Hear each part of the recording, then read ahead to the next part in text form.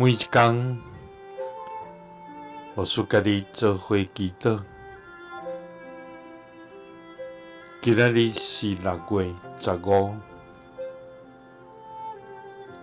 箴言11章12節安尼講：藐視厝邊的，是無知的人；總是明理的人，靜靜無做聲。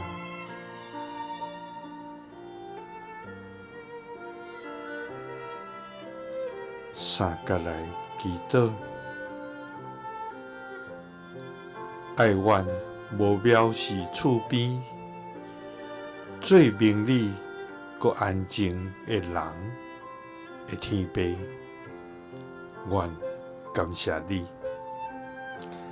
主啊，你是聖潔、公義、慈愛、信實的上帝。你的智慧遠過諸天，你的人民線到永遠。主啊，你是創造天地萬物，掌管世間萬物，賜福地上萬類，也管顧屬你的兒女。會聽從天父。主啊，天地攏會改變，總是你的恩典日日更新，你的慈愛對永遠直直。主啊，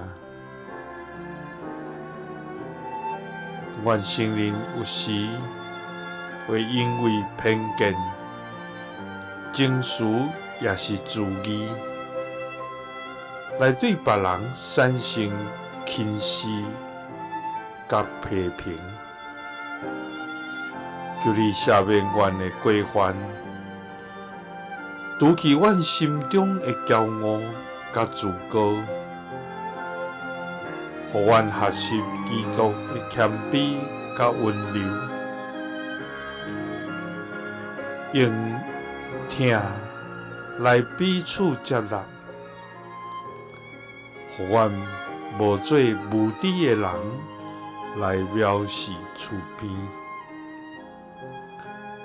互阮成做明理的人，冷靜面對代志來處理。祈禱是奉主耶穌基督的聖名，阿們。耶穌聽你，賜你平安。